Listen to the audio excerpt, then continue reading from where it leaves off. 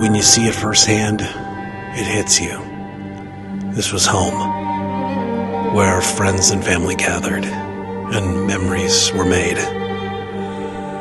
It's been a hell of a start of the year in the City of Angels. And through this destruction, we will rise through the ashes. Stronger, together, Los Angeles.